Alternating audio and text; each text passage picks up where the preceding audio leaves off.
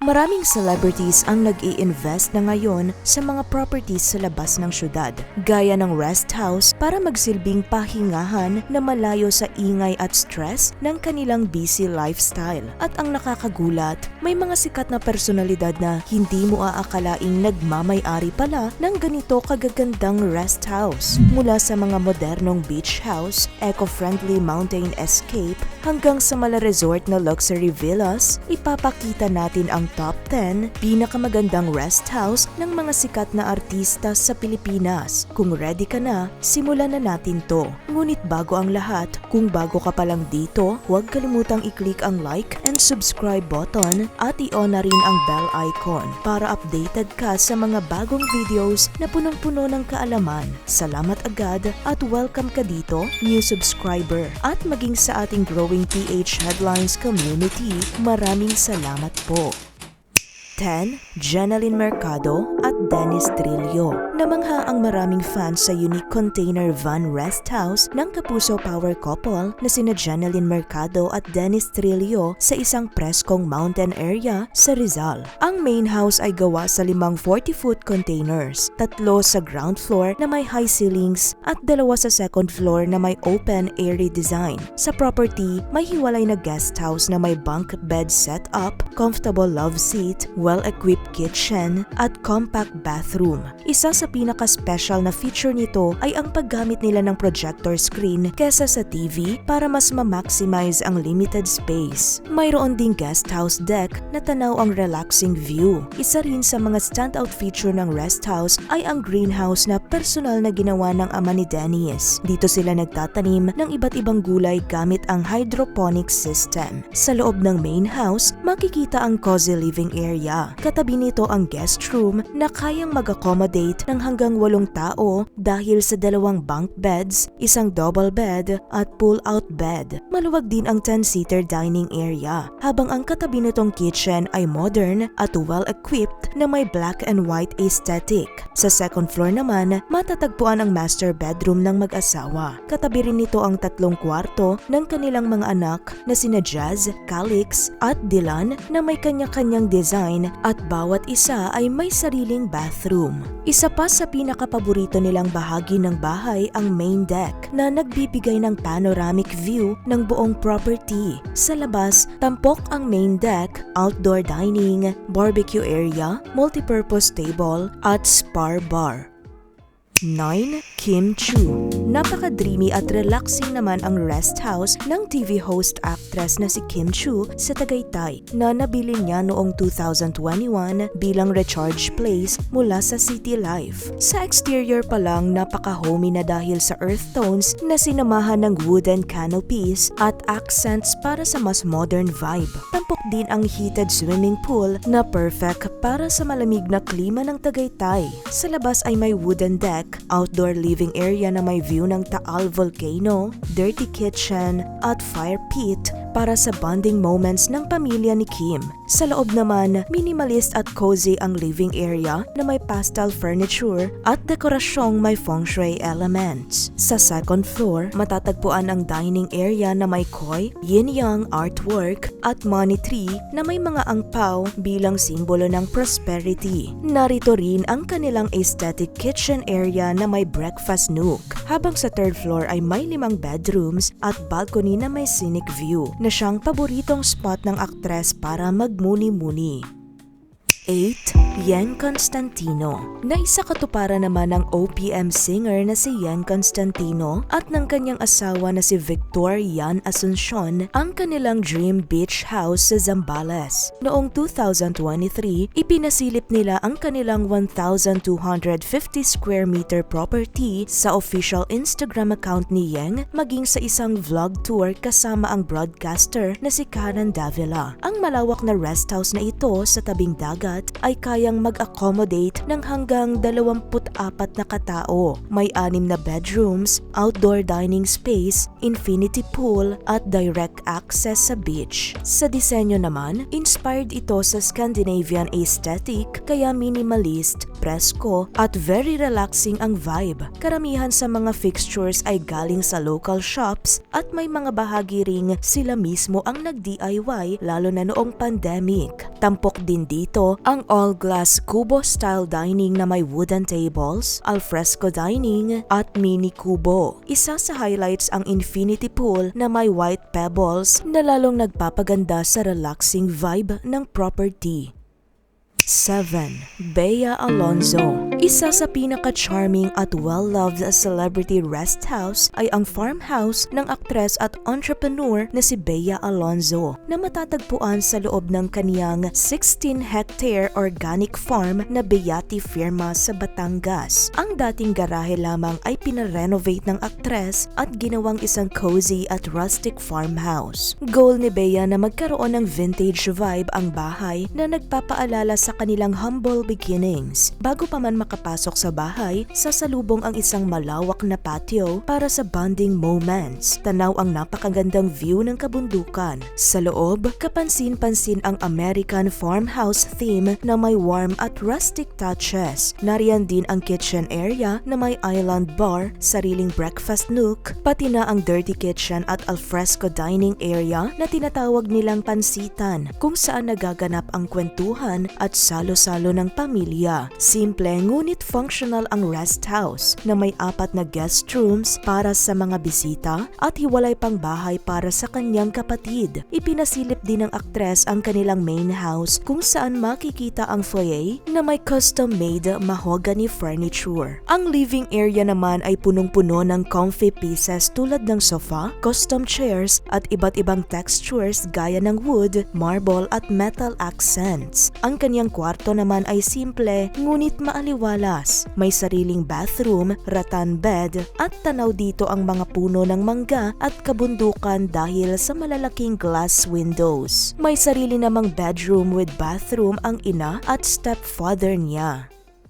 6. Marjorie Barreto. Hindi rin papahuli ang River Garden Rest House ng celebrity mom na si Marjorie Barreto na binuksan din niya sa publiko noong November 2021. Matatagpuan sa Kalumpit, Bulacan, ang tahimik at preskong rest house na ito ay mahigit 2 dekada nang nagsisilbing go-to place ng pamilya Barreto para sa bonding at relaxation. Sa kanyang YouTube vlog, ibinahagi ni Marjorie na sinimulan niyang ipatayo ang rest house gamit ang kanyang napanalunan sa segment na Pera o Bayong ng ABS-CBN. Ang luxury villa ay may 4 na cozy bedrooms na may kabuuang 8 queen-size beds at bawat isa ay may sariling bathroom. Sa labas naman, pwedeng mag-enjoy ang mga bisita sa spacious outdoor lounge area habang tanaw ang Angat River. Kapansin-pansin din ang mga antique furniture at dekorasyon sa buong bahay na nagbibigay ng vintage Filipino charm. Mayroon din itong bamboo-made open kitchen na fully equipped kung saan pwedeng magluto ang mga guests. Hindi rin mawawala ang mga amenities tulad ng private pool at gazebo sa tabi ng ilog. Ayon sa rates sa Airbnb, as of April 2026, maaari nang ma-enjoy ang buong villa sa halagang 28,953 pesos per night, good for 1 to 15 adult guests at hanggang 5 infants.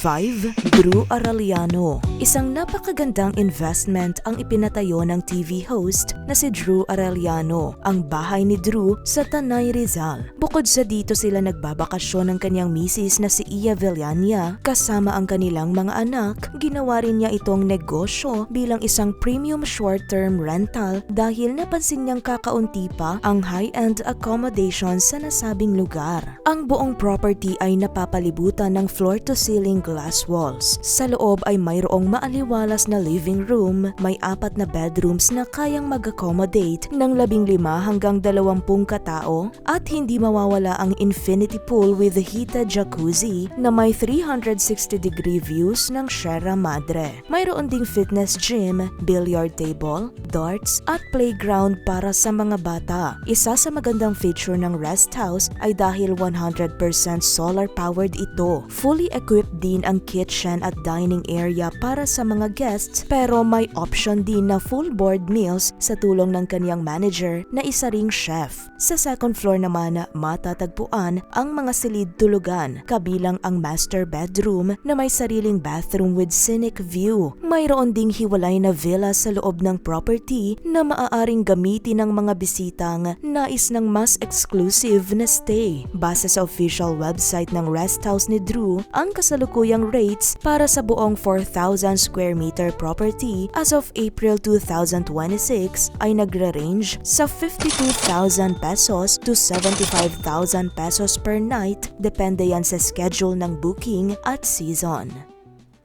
4. Derek Ramsey. Minsan nang ibinahagi ng hunk actor na si Derek Ramsey sa programang Rated K ang kanyang ultimate secret hideaway, ang napakagandang glass house sa Palawan. Ayon kay Derek, it's in the middle of nowhere at inabot ng maraming taon at matinding logistics bago ito tuluyang maitayo. Ngunit sulit ang lahat dahil saan ka man tumayo sa rest house na ito, tanaw mo ang dagat. Noong 2017, ipinasilip ni Derek ang glass and steel beach house na ito sa Yes Magazine. Ang buong bahay ay bunga ng kanilang teamwork. Ang kanyang ama ang namahala sa structural design habang si Derek at ang kanyang ina ang nag-focus sa interior design. Sa facade pa lang, imbis na karaniwang sliding doors, gumamit sila ng steel doors na may tempered glass na foldable at inangkat pa mula Australia. Sa loob naman, ang living room ay may modern contemporary design na may halong Asian touch. Puno ito ng designer pieces, custom-made items, original artworks at rare finds. Isa sa pinaka-highlight dito ay ang mamahaling Italian sectional sofa. Ang dining area naman ay may kakaibang charm dahil sa tempered glass ceiling feature na ideya ng kaniyang ama. Kahit work in progress pa noon ang kitchen, proud na ibinahagi ni Derek na ito ay nilagyan ng high-end systems. Ang kanyang sariling bedroom at bathroom ay nagpapakita ng hilig niya sa modern contemporary art. Samantala, ang master's bedroom ng kaniyang mga magulang ay isa ring eleganteng espasyo. Ilan lamang ito sa 6 na malalawak na kwarto sa rest house ni Derek.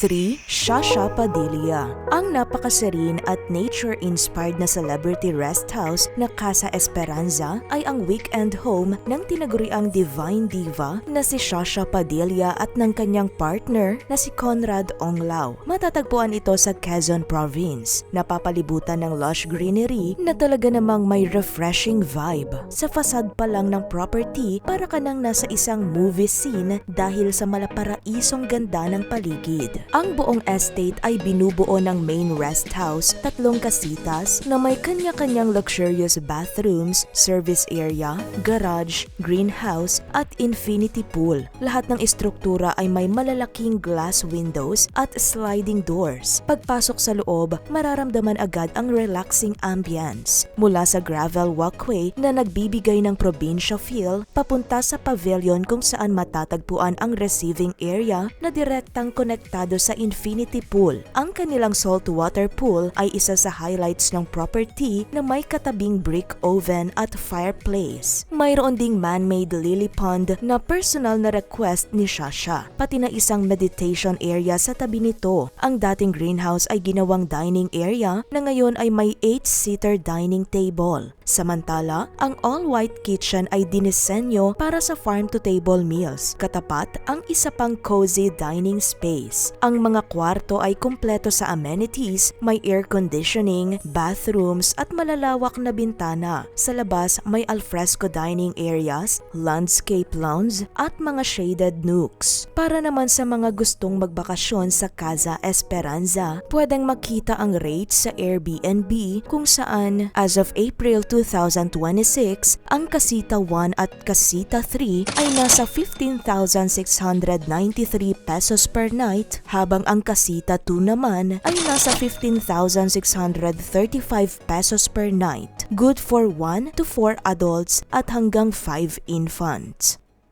2. Manny Pacquiao. Isa rin sa pinakabongga at malaparaisong celebrity rest house sa Pilipinas ay ang pagmamay-ari ng legendary boxer at 8th Division World Champion na si Manny Pacquiao at ng kanyang asawa na si Jinky Pacquiao. Matatagpuan ito sa kanilang private beach resort sa Glan Sarangani. Sa vlog ni Jinky noong 2020, naibahagi niya na 7 taon ang ginugol bago nabuo ang kanilang napakalaking luxury rest house. Ang kanilang property ay binubuo ng 5 pangunahing bahagi. Ang Villa 1, Villa 2, maliban pa sa sariling villa ni Manny at Jinky, ang Bulwagan o Hall, at ang Duck House. Sa loob ng villa ni Manny at Jinky ay may vibrant at summer-inspired na vibe dahil sa paggamit ng mga makukulay na accents sa kanilang living area. Mayroon din silang mini living space malapit sa kanilang bedroom. Ang kanilang kwarto ay may malaking kama, eleganteng bathroom at malawak na walk-in closet. Sa loob ng villa, makikita ang isang napakagandang pond at mini garden na nagbibigay ng relaxing at refreshing na ambience. Ang Duck House ay isa rin sa pinaka-versatile na bahagi ng property. Ayon kay Jinky, ginagamit nila ito para sa iba't ibang aktibidad tulad ng breakfast o dinner by the sea, simpleng tambayan at maging sa kanilang Bible study sessions. Hindi rin mawawala ang napakagandang swimming pool na may breathtaking view ng dagat na sinamahan pa ng outdoor furniture tulad ng daybeds at sunbeds. 1. Enrique Hill. Isa na marahil sa pinaka-impressive at mala-resort na celebrity rest house ay ang ipinatayo ng aktor na si Enrique Hill, isang modern 5-story tropical beach house at may lawak na 1,041 square meters na matatagpuan sa Batangas. Sa isang vlog noong 2020, ibinahagi ni Enrique kasama ang kaniyang kapatid na itinayo ang beach house bilang pahingahan ng kanilang pamilya, lalo na't lumaki silang mahilig sa dagat. Ang exterior ay mayroong modern ivory finish na may glass parapets at wooden fence. Mayroon din itong sariling private dock at motorboat.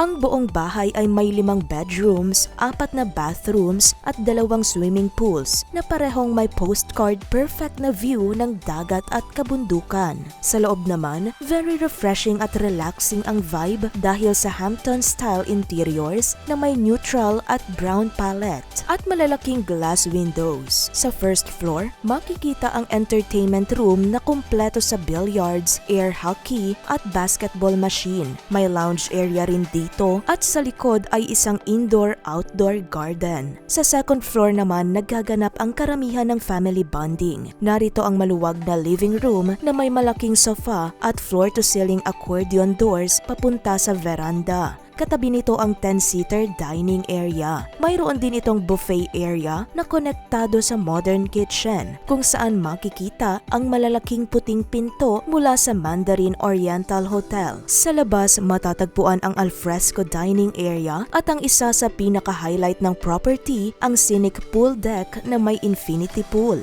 Sa third floor, may isa pang family area at 2 master's bedrooms with bathtub. Mas espesyal ang kwarto ni Enrique dahil ang bathtub nito ay katabi ang malaking glass window na may direktang tanawin ng dagat.